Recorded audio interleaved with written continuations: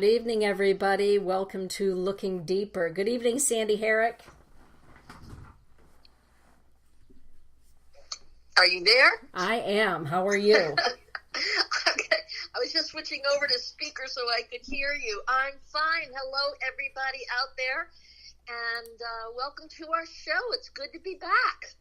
It's great to be back. And those of you that are listening right now, wherever you happen to be, the chat room is now open for you to come on in and join us with conversation and discussion about tonight's topic, which is about learning to use our voice. And it's part of the series that Sandy and I are doing on being human and what it means to be human and the healing part of the human journey. Sandy, you and I talked at length yesterday about many things, and we talked about the importance of voice, right, and being present with voice. Why do you feel that this is such a good topic? Well, first and foremost, it seems to be a movement of consciousness or of the subconscious, unconscious that's starting to bubble up and be a part of our society in a way that it hasn't for centuries or decades. And so not only is it time for us to have a voice, it's time to have the trust that our voice is safe to speak and that it's wanted to be heard. And so, the trepidations of those two things are everything. And it's time for us to get real, and it's time for us to feel safe enough in ourselves to bring the reality with our voice. Because talking the truth or saying what's on our minds has consequences. It does. So what do you think? Well, it does have consequences. And that really is the reason why a lot of people choose not to find their voice. Or if they have their voice, they speak it very softly and only to themselves at night under the covers, right? With a flashlight. Even then. Right. It yeah. whispers. Good evening, Lady Hawk. Lady Hawk is in the chat room with us, Sandy. Hi, Lady Hawk. Oh, my God. Thank you for those photographs you put about sunsets and stuff. It's just amazing. Aren't they beautiful? Really, truly, truly. Uh-huh. She's got a great eye. Hey, Katie Battle. Hey, Katie. It's good to see you in the chat room as well. Sandy, as we're beginning to greet everybody coming into the chat room, will you talk for a moment about what it is that you're going to be doing here at the School of Sacred Studies in June? Yes, at the end of next month, I'm coming in, and I'm going to be there for the weekend. And on Friday night, we're going to have the opportunity to see me channel Sir Charles, to be in his presence. And Sir Charles is my master teacher. He's been with me since I am 24 years old and has traveled the world and has directed me in many directions. And so he will be in full trance where people can come and sit and converse and ask questions and have dialogue with him. He's extremely compassionate and energetic, entertaining, and serious and a lot of fun. And then for the weekend, I'm devoting the weekend to the soul retrieval energy of past, present, and future. And soul retrieval to me is one of those great opportunities that we have to find out where is the story of our soul with the past lives. How have we made contact or contracts with people that are in our lives now, or with people that we still yearn for? In the present, how are these actions and these agreements working out or finding their way to conclusions, so our soul can find peace with, is it time to make amends, forgive, or conclude and move on, or dissolve into that place of peace that is like, this is it, we're in a good space, or how does a good space get met? And in the future of what is our soul, in the purpose of our soul, the idea of our soul continuing, and to really clear all these aspects of past and present so that the future can start with the next breath. It's not necessarily the next life. and to allow yourself to grow, to move, and be excited about your soul rather than burdened with your soul. Karma is such a hard word, and you know that, Dana. And it's like, oh, it must be my karma, or it must be something I've done. This weekend's devoted to find out what it is, let's handle it, and get on. In the name of love, tenderness, and respect. Let's just keep moving, people. Let's just keep moving. But taking a look back, this morning, my show, hey, Lily. Hi, Carla Jo. Hey, Good ladies. to have you both in the chat room. I did a show about psychic parasites, and sometimes the psychic parasites are things that bubble up from our past that have been clinging to us, or we've been clinging to them for a very long time. Sometimes we don't even recognize the things that are buried deeply. And when they come up to be taken a look at, to heal, to process, to move through, we have a choice to do that or not. So part of that also involves learning to use our voice, to speak up, to speak out, to ask. And I love the idea of the fact that you and I talk about these things, the way that we look at something from our 5-year-old perspective, or our 17-year-old perspective, or our 50-year-old perspective, or 70-year-old perspective. Those things shift and change with time.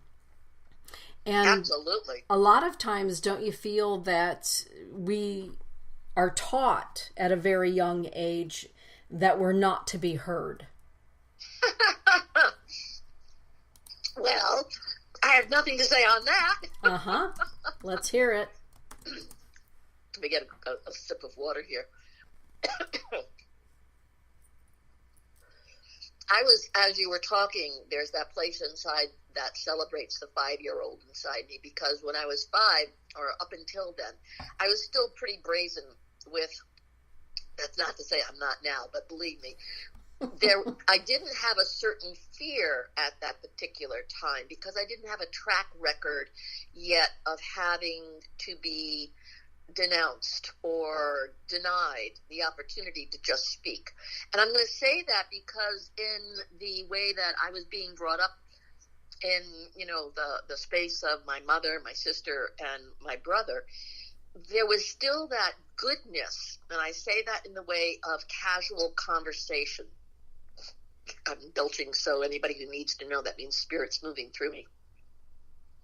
I went to church. I was, raised Catholic, so we were starting to dialogue about God, or I had feelings about God, and so the voice was to pray. You learned how to pray, to use your voice by asking. And, my mother was teaching how to be polite, or ask something, or express something. But I'd say from 5 years old on, once going to school, once going into that larger group of rules and guidelines of appropriate conduct, it was then also that place of what are the rules for being seen and not heard? And what are the rules for the way you talk to someone, or the way that you want something to happen? Or you watch other people now that have been trained or exposed to different ways of conversation that, now I'll be very blunt, were more manipulative or cunning, or taught how to be polite from the side of their mouth. And going to school gave me a place of coming home and going, why is that person like this? Or how come this happened? And then I'm going to give it over to you in just a second here, when my father then started realizing his children had opinions and he didn't like them. And that we had history of memory, and would kind of catch him in his exaggeration, and I would counter it, and then we were either hit or shamed for knowing the truth and catching him in his exaggerations. And so that 5-year-old kind of got on a seesaw of, how am I safe? Because I didn't want to be punished, and I didn't want to be hit, and I didn't want to be denied friendship. So even saying that gives me the kind of shivers of, how do I talk if I want to be liked or belong or be included? Because cliques started in school. How about you? Boy, isn't that the truth? And Carla Jo is commenting, children are to be seen and not heard. And Absolutely. I know a lot of people, they grew up that way. For myself, I was always a painfully shy child. And as legend tells it, part of the reason that the first couple that adopted me rehomed me, put me up for adoption again, is because I absolutely did not speak. There were no words that I ever expressed. And I didn't even attempt to express any words. So for a very long time, silence was part of who I was. And I don't even remember when it was that I started speaking. But I do know that for me, my most comfortable place is simply being silent and being in the silence. As you say, sometimes you absolutely go dead silent. Oh, absolutely. Yeah. And I don't know the trauma that triggered the fact that I didn't speak, that I absolutely did not communicate. I don't know the specifics of that. But I do know that silence doesn't save you. I love that quote. And there comes a time in every person's life, men and women, where we learn the power of our voice. And there's a lot of power in voice, is there not, Sandra Herrick? Well, the power of that voice is, and I'll be really gentle here when we're finding voice. My own personal experience, I know depending on my investment in the desire of who I'm talking to either care for me or keep me close to them or not piss them off or make a situation dangerous. Growing up, I had to become smart with where to hold it and where to show it. Ah. And that is out of the experience of, if you tell the truth, you can get in trouble.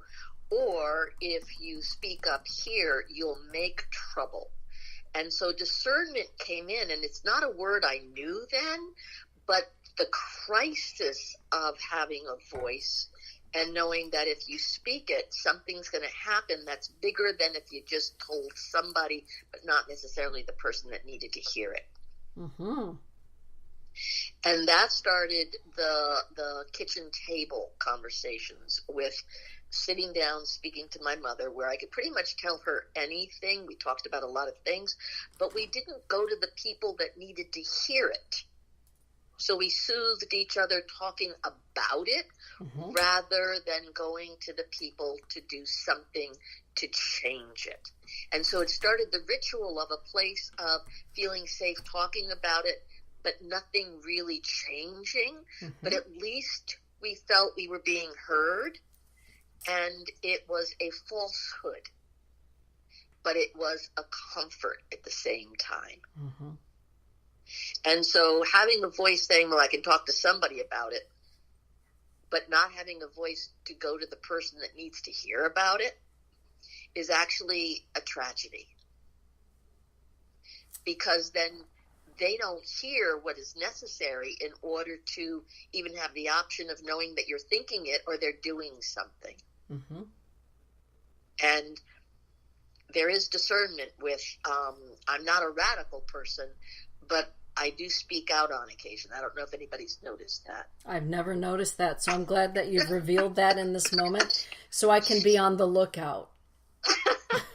Thank you very much. It's important to be on the lookout for those things. So, Sandy, usually what I have found in conversation with people, there are a couple of ways that we find our voice. For me, finding my voice did not happen because I was standing up for myself.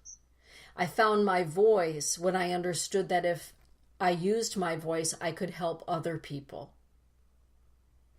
And so I learned at a young age, even as a young child in sports and things, because I started with sports really early in my life, standing up for the underdog, taking sure to make sure that everybody was noticed and everybody was recognized. I felt okay using my voice to defend others, to uplift others, to bring others into the spotlight.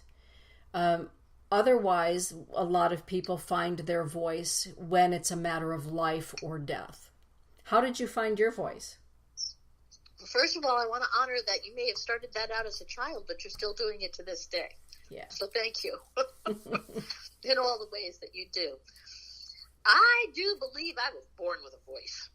And the reason why I say that is because my mother was pregnant. So that means I was 3. And I did something that got her all riled up, and she chased me. She chased me upstairs. And as a 3-year-old, I was obviously more agile than a pregnant woman. And I got up to the top and ran into my room, and I slammed the door. And I remember this like I remember, today. And she was opening the door, and I went, wait a minute. And I opened the door, put my hands on my hips, and told her point blank, you can't hit me. Don't you know who I am? And she looked at me. I said, I'm Sandy Herrick. She laughed all the way down the steps. And so there was that sense of rightness of, wait a second, I didn't do anything that bad. And what are you doing hitting me? And I, too, was a avenger. If anybody hurt my sister, my older sister, they were at the mercy of my justice. And so my voice and my actions were very comfortable in going after someone that needed to be taken down for taking someone down. And that kind of runs through my life still. I mean, I actually had fights in high school for the underdog. They said, Sandy, can you come? And it was like, of course I can. And it was, in the 60s, so a little rumble wasn't anything. Mm-hmm. You went and did what you did.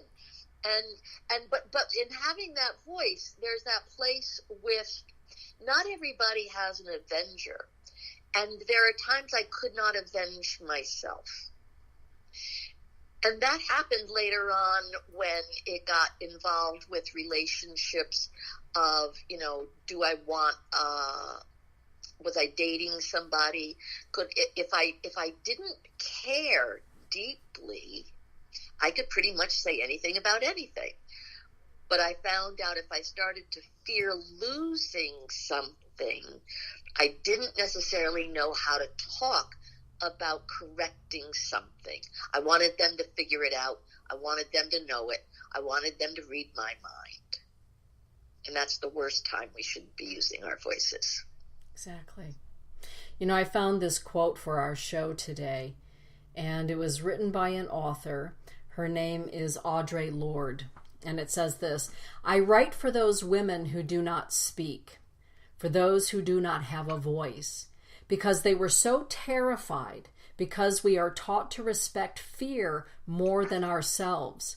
We've been taught that silence would save us, but it won't. I love that quote. And she's absolutely honest, and we have to talk generationally. Right.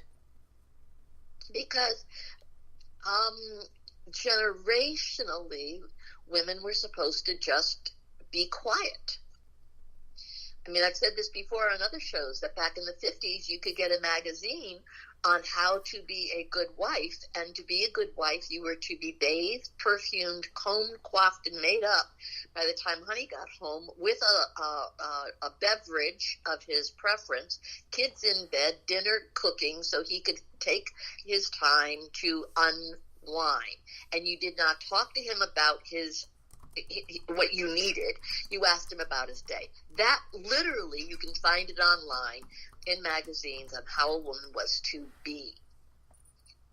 That all shifted as, in the 70s, when divorce became almost an epidemic, and clearly necessary because women were starting to feel that I am not your slave, nor am I going to be only a housewife and a mother, because men were disappearing. The Vietnam War changed that. The woman era changed that. And I think it's very important to say that the Vietnam War was one of the first places where my generation spoke up against a government rather than for a government of its own country. Because the need to say we're being denied the truth, some illusion was being removed. And I'm grateful that I'm a part of a generation that became fearless about saying, you can't cheat us. I didn't necessarily say that because I was very much a part of, if somebody's going to Nam to risk their life, I'm going to support that, because they still thought it was honorable. Right. But as time went on, I think how someone finds their voice, anyone who's really wanting to have a voice, is what first and foremost do you need to say, and who do you need to say it to? That's a powerful position to own and recognize. And then how do you say it? I mean, I'm learning that even within my own relationship with my husband, of what are our tones? What's our desperateness? What do we want to have heard? And to know that, one of the things I say to Bobby is that I am not trying to judge you or accuse you. I am wanting to inform you. Having a voice for information rather than accusation or accusing or blaming is a very different voice. And I find it's much safer for me to want to identify and inform rather than isolate and accuse and blame. Right. How do you feel about that? Well, when you say that, it reminds me about passive-aggressive behavior. Sometimes silence is used in a passive-aggressive way. Sometimes words are used in a passive-aggressive way. And some people have never been taught how to speak, Sandy. Exactly what you're saying. Some people have never been taught how to speak. Some people, just the sound of their voice will send me screaming in another direction because I am very sensitive to someone's voice. And they might be the nicest person in the world, but their voice will send me over the edge. And then there are other people who the sound of their voice is lovely, but the words that come out will send me over the edge. So learning to use our voice appropriately really is a skill that we learn, don't you think? Absolutely. And to know why are we using it? What is our agenda? So you're very clear in saying, when someone's so sweet that the agenda is manipulation. Yes. And it's also deception with, I would never do anything because I'm far too sweet, I'm far too kind, I'm this, I'm that. And the manipulation is a secret, and you get it on the backside of something. Yep. Where if somebody's right up front and honest, it's like, it may be a little harsh, but at least you can trust the fact that it's real.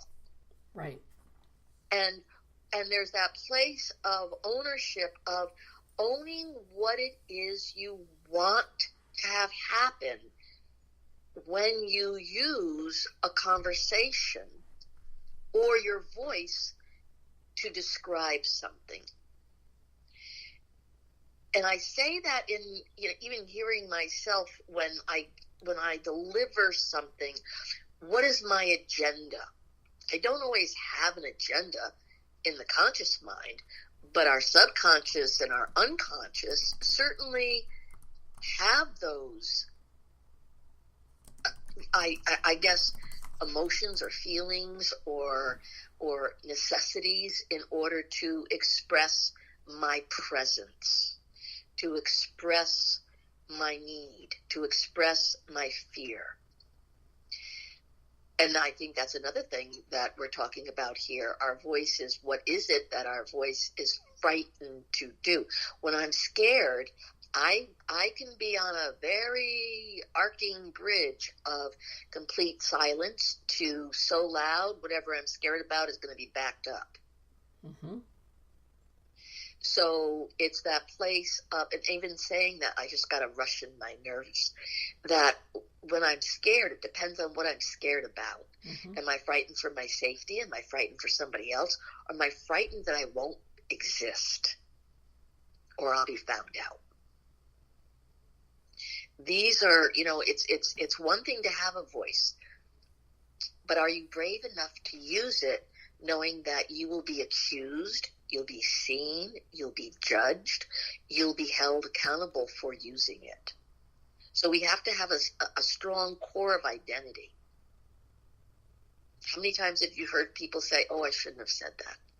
Right. I wish I never said that. If I could just take that back. If I could just take that back. I didn't mean it like that. Mm-hmm. No, you misunderstood me.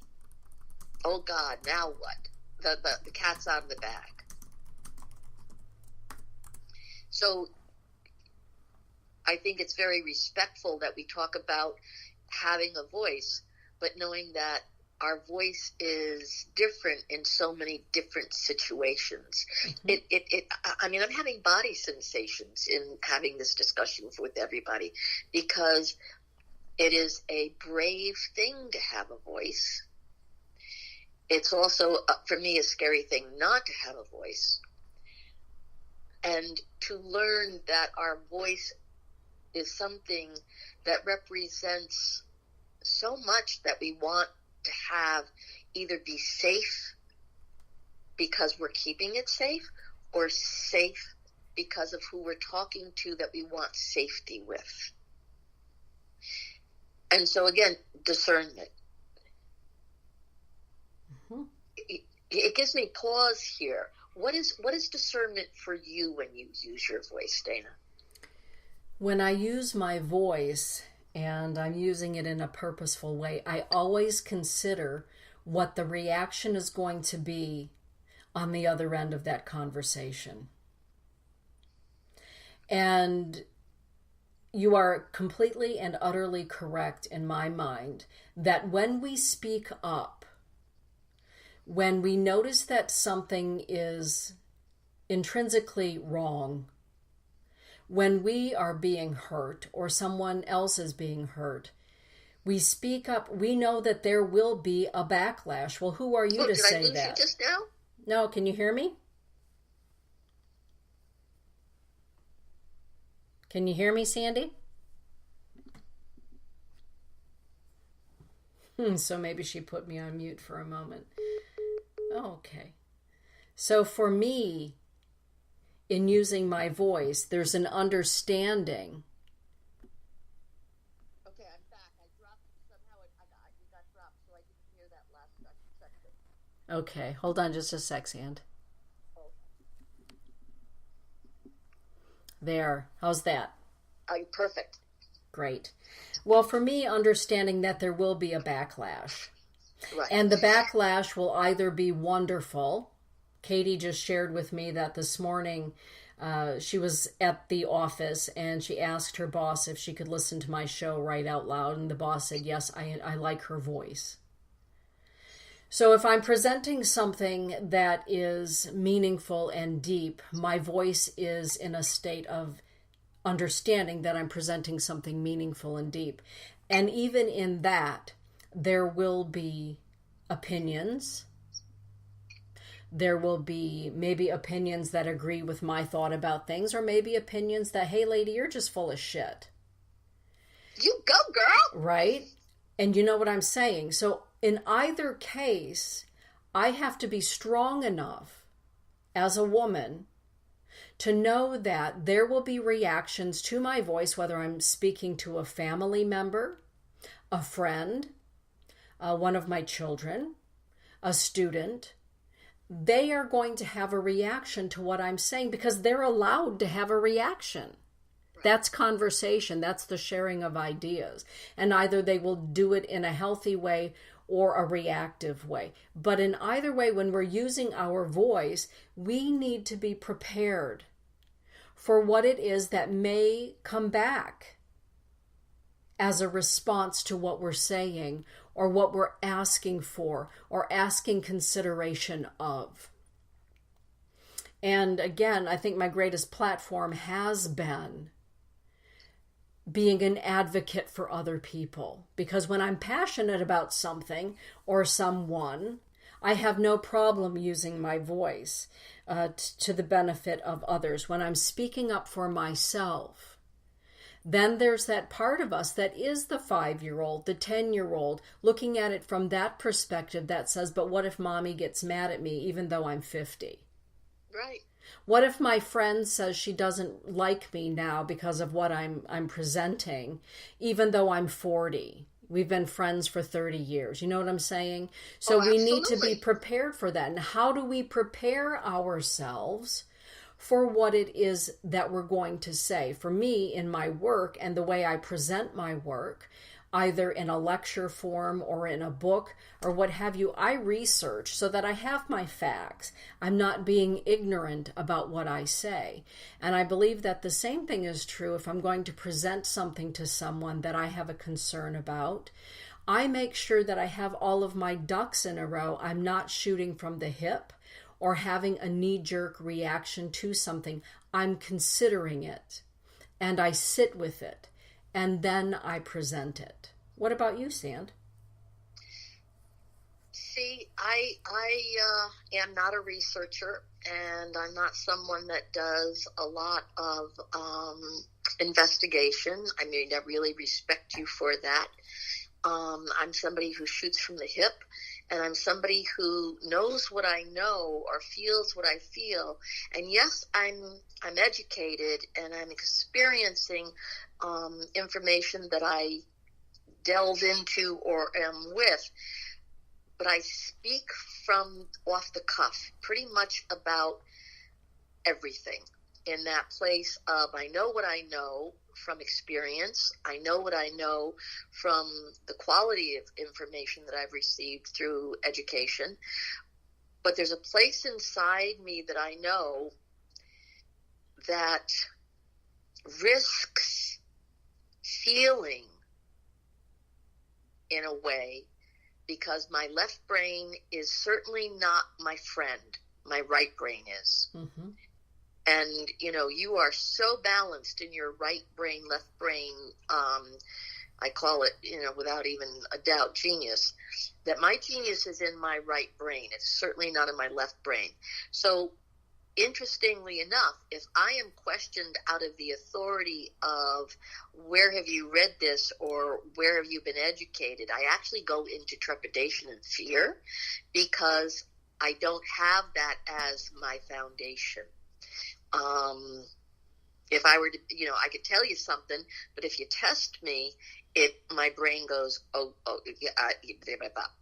and so knowing that my chutzpah, my sense of self, comes from my being myself, means that my investment of speaking my mind risks me on who I am, because I don't have anything to fall back on other than who I am.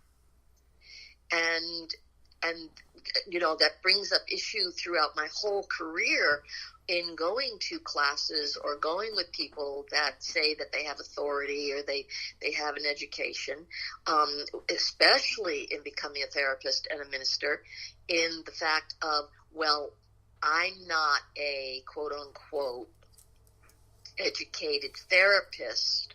I've done a lot of therapy and a lot of classes, but I didn't go get a education and a degree in therapy.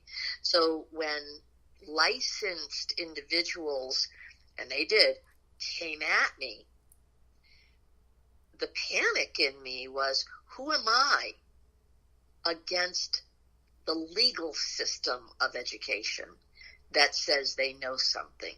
And it took me years to realize that book learning in that field of psychology or in processing human emotions, I am so qualified in the empathicness of it, in the right brain of it, in the intuitional place of it, that people come to me and say, I've gone to therapy for years, and we just did something in the past hour that I haven't done in years of therapy. And there's that place of respect, honor, and absolute trust that my fear of speaking to somebody who has an education was because I was not formally educated. And they came at me with their education, but were fearful of me in my natural knowing.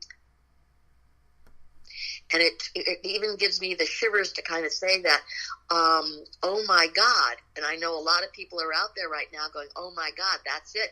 My natural knowing had to learn to have a voice that was not frightened by a document on the wall or an education, because I found out as I got older, educated people didn't always have wisdom, nor were they compassionate, nor were they intuitive, nor did they have a certain type of respect for the heart that I was able to do naturally.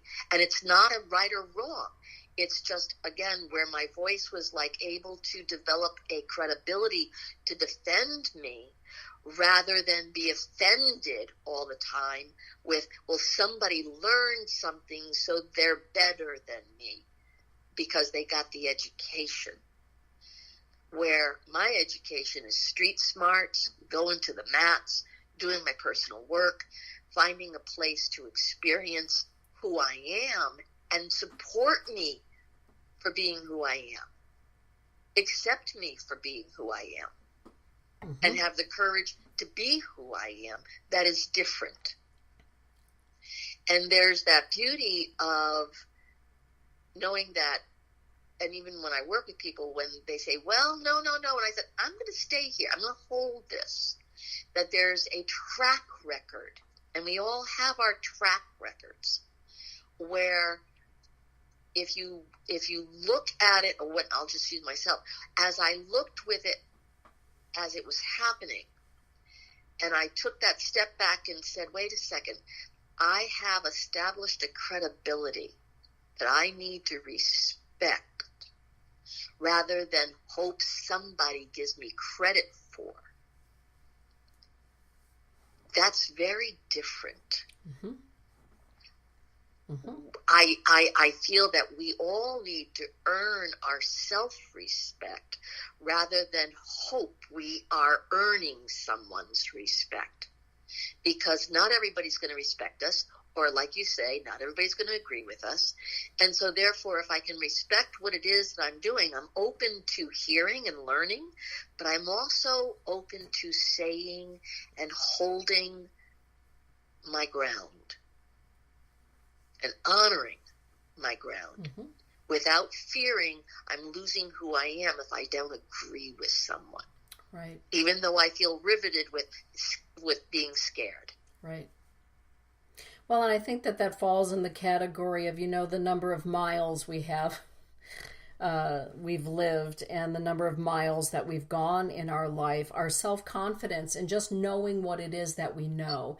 And exactly. In that knowing what we know is, do we know ourselves? If somebody says to me, well, how can you believe in angels? It's not that I believe in angels. I know they exist. And there's a difference between believing in something and knowing it.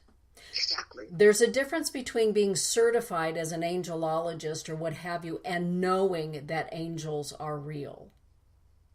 There's a difference between positing that maybe we live after we die and knowing that life goes on after death. There's a difference. So our own life experience, just as you were saying, Sandy, lends to us a credence in our voice, in who we are. And I say to everyone, don't discount your life and the experiences of your life. And oftentimes we have experiences in our life in order to give voice to them to help someone else through. But I want to talk about something quickly because I know that I can feel it out there in the ethers that there are people listening to us tonight that are in this moment afraid to use their voice. And maybe it's with a partner or a lover or a family member or a friend or somebody close that has power in their life. And maybe they're listening because they're hoping that Dana and Sandy will come up with a bit of inspiration about what's the first step in finally, at the age of 20, 30, 40, 50, 60, saying, hey, wait a minute. I matter. I count. The experiences of my life matter. My love matters. What do you say to somebody who says, Sandy, I am so over this. I am so done with this. I just don't know how to say it. And I don't know what I'm going to do with the repercussions of what I'm about to say.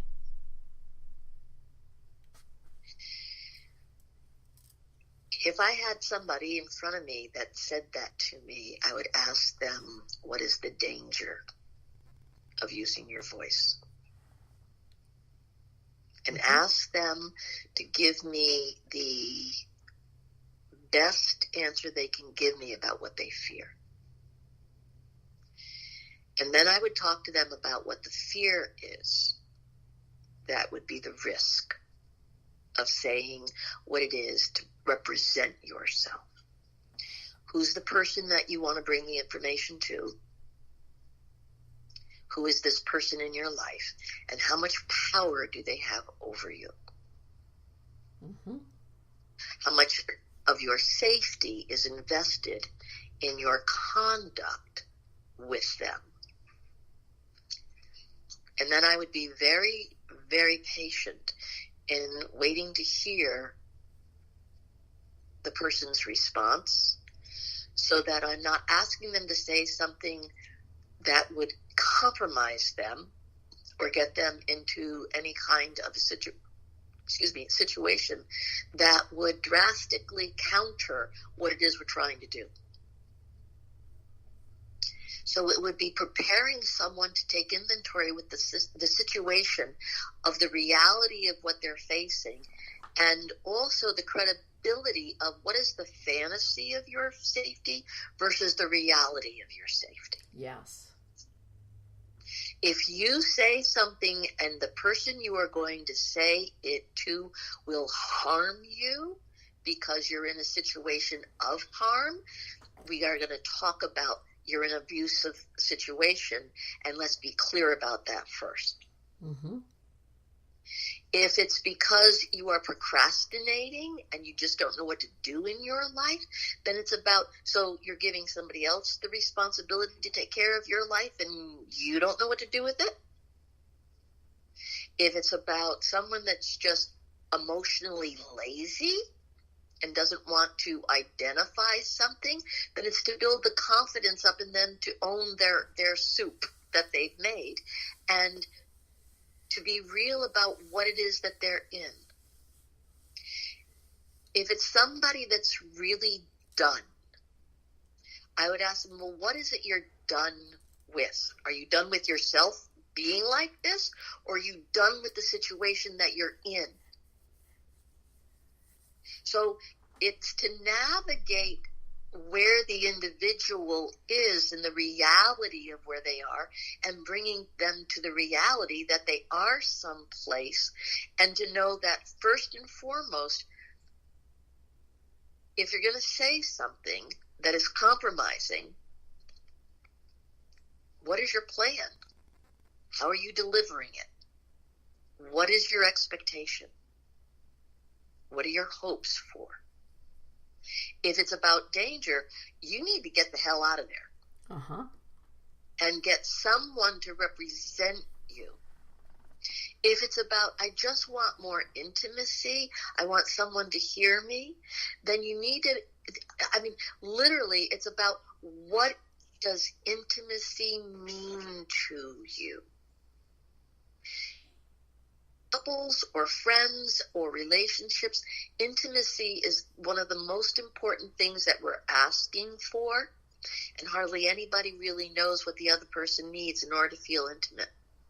So it's having the opportunity to risk the discussion of, this is not necessarily what I need, this is what I'm confused about.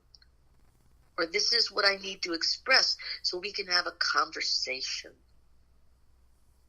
And the one thing that I would boil it down to is you have choice. You have choice to agonize over this, or you have choice to do something with this. People don't know they have choice. I agree. To use your voice is a choice. To find your voice is a choice. But for me, the most important thing is, who are you wanting to choose to talk to? And what is the situation you're in, and what it is that you want to discuss. Right. Some people are so brazen they don't care. They're fearless. I have to tell this story. This is one of the greatest stories of my lifetime. Way back in my 20s, probably when I'm about 25 years old, 26 years old, there was this woman that had the guy that I was fantasizing over, and we were kind of flirting with each other, and she was a bona fide bitch. And I was like in envy of her. I mean, she qualified capital B. And I was like, nice and sweet and kind of getting on and hoping and praying and all this other stuff. And the guy that I was with, I mean, literally, I'm sitting with him in his caddy, we're talking, and he's broken up with her, but he's wanting to get along with her, and I'm with them, and he's not with me. And it's like, finally I say, Eddie, what is it? And he goes, Sandy, you're too nice. Wow. What? You're too nice. Which said, I did not really tell him what it was that was going on. I was kind of being the girl that I was hoping he would want. Right. And she was telling him what she didn't like, how she didn't like it, when she didn't like it, where she didn't like it, when she liked it, if she liked it, he better bring it because, and he was at her beck and call. And it was one of those mind-opening moments. It's like, well, who's not real here? And there was this place inside me that thought, so being nice doesn't always cut the cheese. No, it doesn't. And God bless Eddie. And God bless Eddie. Lately, one of the conversations that I've been having with a lot of clients, and I mean, how I am as a parent. I certainly do, Dolly. So with my kids, I've always kept it very real, and they've not always been happy with mom, but I've always kept it real. Well, there are a lot of parents right now that are afraid to even speak up to their child because they're afraid that their child will not like them as a friend, or their child is not going to love them. And in some cases, the kid can be 3 years old, and in other cases, they're 43 years old, still occupying the sofa. And I always say to them, so, okay, what is it that you're afraid of that your 30-year-old child that's still occupying the sofa and laying a guilt trip on you for something that happened when they were 8? What is your fear concerning saying to them, it's time for you to get a job and find a place of your own, and I'd like to get my life back? What is your greatest fear? I fear they won't love me anymore. I think one of the greatest fears, frankly, Sandy, of us not utilizing our voice is the fear that who we utilize it with, who we discuss it with, will not love us anymore. Well, yeah. But they don't love us really in that moment. Well, exactly. So we have to consider what it is that is causing us to raise our voice or to find our voice. What is it that's saying, you need to say something. You need to say something. And maybe it's not a life-threatening something in that moment. I deal with clients who are in crisis, and I will help get them to a crisis center. But sometimes it really is, I'm afraid my teenager isn't going to love me if I say to them, I expect that you're going to help around the house. I expect that as a single mom, you're going to help me with the laundry, etc., etc. And I just don't want to upset the apple cart. Well, sometimes our voice is utilized in order to set boundaries, plain and simple, for our own health, for our own welfare. And I often think to myself, when we do raise our voice or bring the voice to the forefront in an effort to set a boundary, whether it's with a friend or a coworker or a lover, it's also an opportunity for them to understand more deeply who they are. But oftentimes, in my life anyway, when somebody has set a boundary, what I've learned is, oh my goodness, it's okay to do so. They're setting a boundary with me. That means that we can do that. Yes. One of the things I actually said to one of my clients is she was actually, having a very difficult time with her husband's child. So this is a marriage that, second marriage, blah, blah, blah. And she was going on and on about the fact that he, puts the car in front of the garage and her car's in the garage and they want him to park the car and nobody's that, on and on and on and on. And I finally said to her, why don't you just call a tow truck? Mm-hmm. And it was like, what? And there's that place where, okay, you've said it, you've asked it, you've done it. What are the consequences? Just call a tow truck. Mm-hmm. If there's that place inside me, and it is that place inside me that questions the fear of allowing someone to get away with it because the consequences are not upheld. Mm-hmm. The boundaries are not honestly respected and upheld. Mm-hmm. And so you can't use your voice and hope it will work. You need to use your voice continuously and then back yourself up with the actions of your own credibility. Yes. Bingo. And I say this within my own marriage. It's that or my own friendships. It's in my own life. It's that there's that place where I can say a lot of things, but if I don't have my own personal integrity, my own personal, this is the line, I can tell anybody the line. And then they can do what they want with it. They have the information because I do not have control over anyone. So even using my voice, it's like, okay, there's a line, it's etched in blood, and if you cross that, I've given you the ultimatums, I've given you this, I've given you all the warnings, and then they cross the line. Guess who's held responsible for the reaction to that action? Me. Right. Not them. Mm-hmm. And I say this where, okay, I've got a line, I've got a boundary, now you know it, and I really want you to be kind of obedient or respectful or, scared if you cross, all this other stuff. It can't be a manipulation. It can't be a threat. It can't be, I hope you do this. And then when you don't, oh dear, now what do I have to do? I have to new line, new this, new that.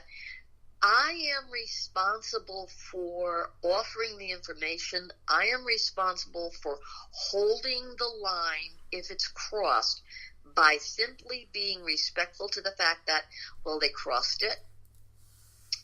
What am I going to do about that now? Mm-hmm.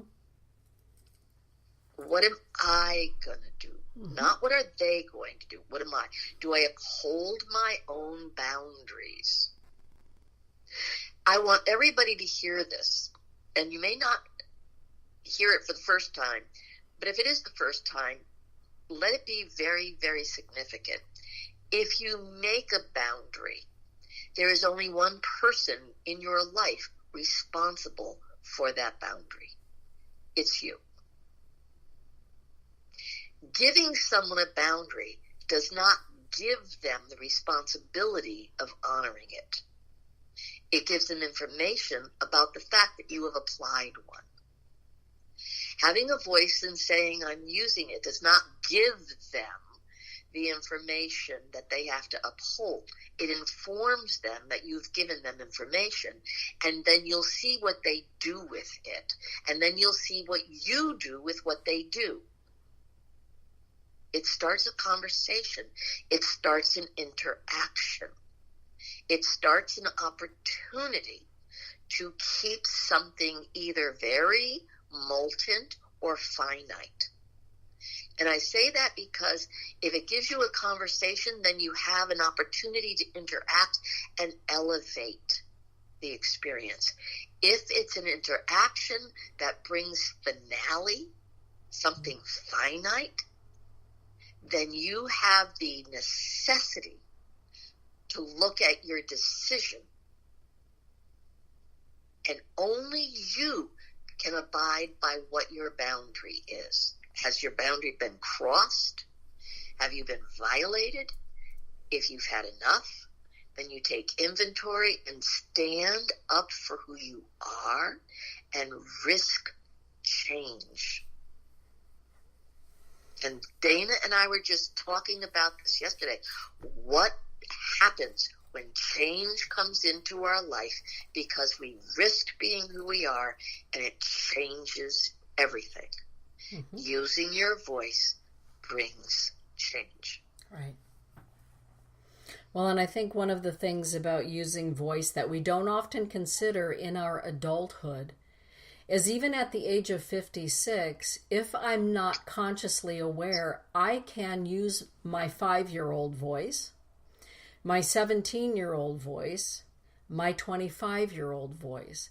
And so one of the things that I consider before I voice something is, am I speaking on behalf of the 56-year-old woman that I am and all of the experiences that I have had in who I am and who it is that I'm becoming and the boundaries that I have? You know what I'm saying, Sandy?